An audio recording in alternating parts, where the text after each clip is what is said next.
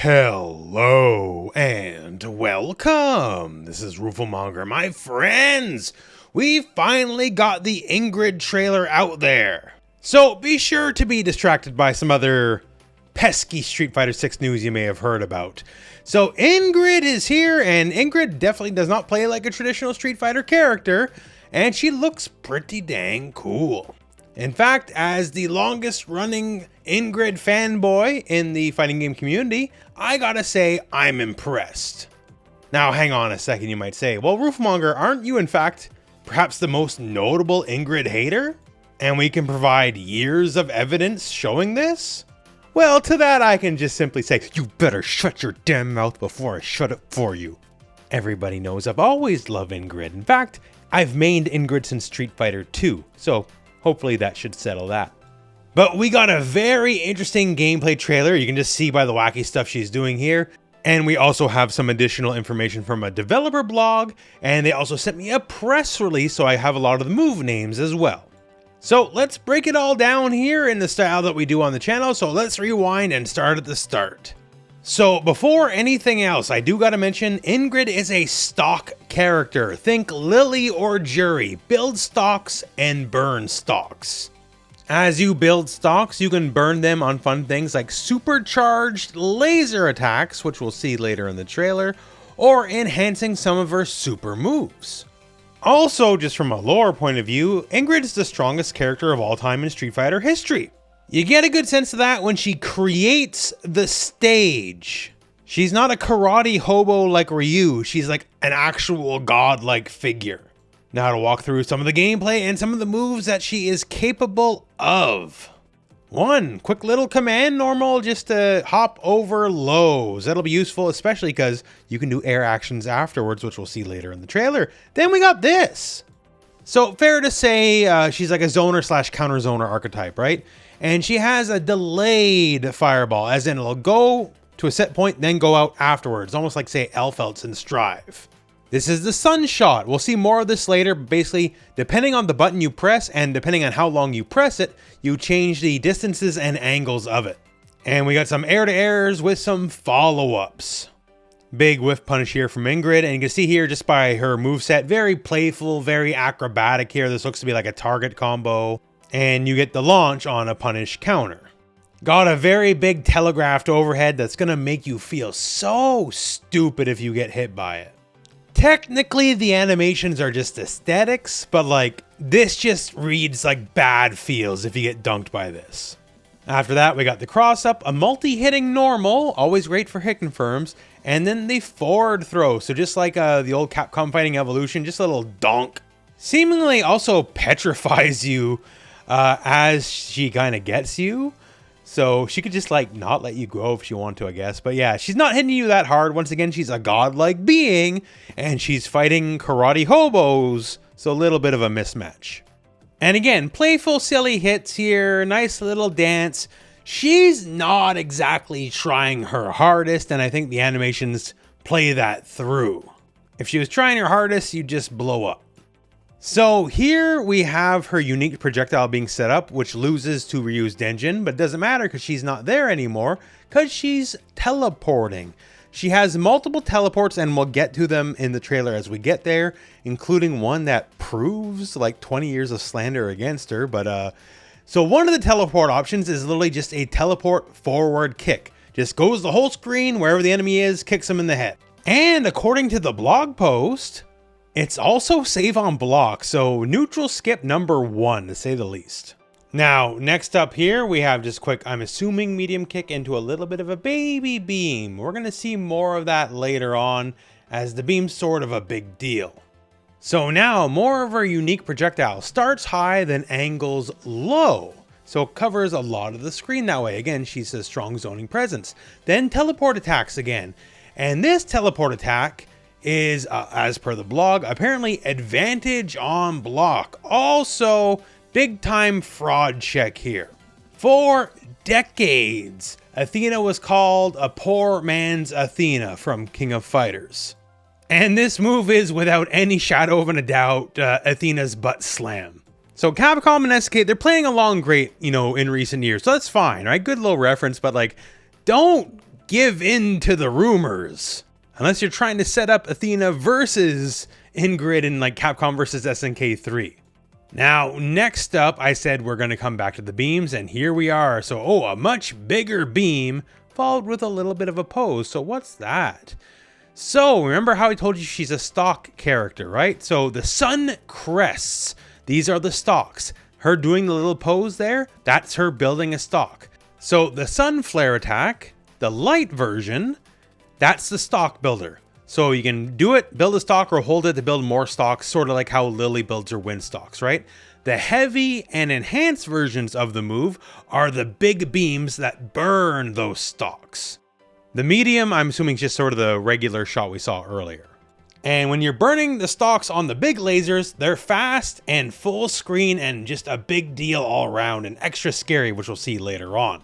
It's very important for Ingrid to build stocks. And here, just a little Zoner 101, she tosses out her unique fireball. Since it's on screen for a while, well, you're tempted to jump it. And she has a more traditional anti-air attack. This is the light kick version. Medium version allows for, some combo ability, and the heavy version allows for follow-ups, which we'll see later in the trailer. Back to beams. Another reason why beams are so strong, she can do them while in the air. Akuma has some competition in the aerial projectile front. Another big blessing on the whole zoning game. And just like Jury or Lily, hey, you got a knockdown? Spend that time getting a free stock. Also, here is the Sun Veil. It's a counterattack, but it can also absorb projectiles. And I always said if she played anything like Rose, I was probably in. And then we got a bunch of Rose stuff, so that's why I'm probably in. Absorbing a projectile might also give you a Suncrest stock, although I'm not 100% sure. Now, back to beams. So we told you that we can burn the stocks on the beams. You can actually apparently burn multiple stocks on beams, get big fireballs like this. And they're so big, not only do they hit the opponent, I'm sure do respectable damage, it lets you get combo follow-ups from full screen after the fact as well. So very powerful stuff. Now, next up, in case you thought we're going to go a whole season without it, yes, she is a crouch medium kick and a drive rush character. Her crouch medium kick doesn't look like it's very good compared to some of the worst offenders. So it shouldn't be that annoying in the end, but she can definitely do it. And then we get this drive rush combo that goes into her level 1 super. And we're going to see this again because you can burn multiple Suncrest stocks on this to empower the move. And here, yeah, we already seen all sorts of teleports, and she's got a proper back runaway teleport, which given her strong zoning moveset will probably be really annoying. Speaking of annoying, how about the coming of JP's level 2 super again? Because she has sort of a delayed level 2 that has a rainfall effect. So the projectiles kind of come in after the fact. And there's multiple, and you can also boost this with Suncrest as well. So she can do this level 2 and then get more combos after the fact. So already for combos, the trailer sells it in and of itself. Hey, you get the big combo. But if she can do this, lock you down, and she has any kind of real mix, that's going to be real scary. Also, at the end here, you can see the heavy version of Sunrise, the uppercut. And this allows for follow-ups at the end of the move. And then some more fancy magical girl moves. Speaking of which, I truly, honestly do dig the new getup, the whole Space Princess vibe, right? The older look, I'm not so much of a fan of, but I know there is an audience, and for that audience, the more classical Ingrid look is indeed here. And in this little segment, a pretty important piece of information. So Ingrid being a more zoning aligned character in the zoning battle with JP here, she can have her regular projectile, she can have an enhanced version and a regular one on the screen at the same time. So she can have more than one projectile on screen at the same time on top of the giant beam where you have a regular just projectile on the screen. So she can do a lot of damage with some zoning. And again, the regular beams give you combos after the fact. That's what makes her stock system so dangerous, because a stocked buff projectile can turn into a full screen combo conversion where you can get a good amount of damage. Here you can see her convert a hit into her Sunrise spin and then build a crest after the fact. So building your crest, your stocks, you don't just gotta be grounded. You can do them in the air as well. Since you can do the lasers in the air, again, the light version of the laser is building a stock. That means you can do that in the air too. Next up, running away with back teleport, and then we get to see a fun trait. She has counter attacks. So we already saw this eat projectiles, but in this scenario where JP has plus frame, she goes into the counter and it will get physical attacks as well. And she'll basically kind of just teleport you, dump you out far away where you're a little bit less annoying. And it's a defensive option. Now keep in mind too, I'm assuming it's not frame 1 unless you burn bar, because that's generally how it works in the game. But just to note, blog also states it won't work against supers or multi-hitting moves. Also, now that they're far away, good time to build another stock. And she just has unique taunts every time you do it. Now back to stocks again and why stocks are so important here. So neutral jump stock laser leads to this whole scenario. Neutral jump. So much as Street Fighter 6 forces you to do a forward jump. So you can neutral jump, see what happens, do it, and then get a drive rush combo afterwards if it hits. Giving the heavy sunrise, which gives you follow-ups, more beams after the fact. So her space control is gonna be really strong going by the trailer, because now you can just neutral jump and then react to whatever happens with a gigantic beam on the other end. This is interesting too. So here, drive impact and the combo, dash forward so they fall so they'll float on the next hit. You got whatever button this is here, just kind of reaching for the sky. It looks like it has a good anti-air angle though. Maybe it's an anti-air. Then we go into some beam stuff. And again, burn stock on big beams equals combo ability, drive, rush, and then we're going back into level 1 again. But level 1 looks a little different because you can burn stocks on the level 1, get an enhanced level 1, and do more damage. Like think Lily, if Lily had any reason to burn stocks on anything but stock spire, right? Like, so you can buff your big lasers, you can buff your supers. It seems really interesting. Much the same now, the level 2, you can burn stocks by holding the button on the level 2 super and get more projectiles. So before we saw like kind of 3 starfalls before for the combo, now we can get up to 5 or maybe more. It shows 5 in the trailer. So we're getting much bigger combos to say the least. Being cheeky here too, because during the bounce from the starfall, right, she goes on the other side, builds another Suncrest stock so we can keep the stocks going, and then keeps the combo and gets more beams. So burn stocks, get big combo, build more stocks, more lasers, more combos. And this I like is pretty cute. So gets the knockdown right, tosses her unique projectile, makes it whiff. But JP's going for the parry because, you know, parry the projectile as you do, and then just drive rushes, go for the throw. And her drive rush is really sneaky, really like gremlin-like. Just like I mentioned with that overhead earlier, right? If you get bonked after her just doing a skip in her loo on her way in, it's probably going to create some bad feelings. But baiting parry is a big part of the game, and she seemingly has a good tool with projectiles that will whiff on purpose. And here, it's just fitting to be against JP, because back teleport, big beam with the stocks into big beam, and then goes to level 3. And we'll go into level 3 in a second. But like JP, she can convert from full screen projectiles into a level 3. So you really gotta respect her full screen game, basically. Because if you eat one of the big stock lasers, you're eating potentially like 40% of your life going into the level 3. And then the level 3 itself, it's just like all level 3s. It's there to do damage, although hers is full screen. Once again, to convert, it just hits you wherever you are.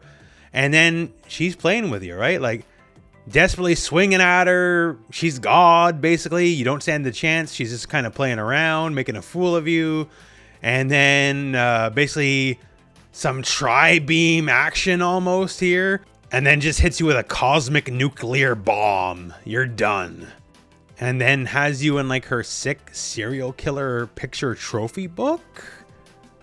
Like, I guess another victim for Ingrid's cause. And her little monoids, which I guess come World Tour update for her. We'll find out more about those. Don't worry, when the time comes, I'll do a World Tour video for her. And that's the Ingrid trailer, but one more final. Just like Bison and Akuma, it looks like she has a super taunt. In her super taunt, which takes a long time, and you can easily get hit out of it, but if you do it, it summons a monoid, and then she pieces out, and you just play as the monoid. It's almost like Devora back in the day where she could like play as the bug version of herself. And the monoid can win matches, so we'll see how that goes if you're looking to troll people. And that's the Ingrid trailer. So season 3 of Street Fighter 6 definitely feels like the more advanced character season. The easiest character is Sagat, and like Sagat's not hard, but compared to like Ryu or Ken or whatever, he's definitely a little more difficult than them. And then you have Viper and Alex, who are certainly a step above a lot of the rest of the cast in terms of mechanical difficulty.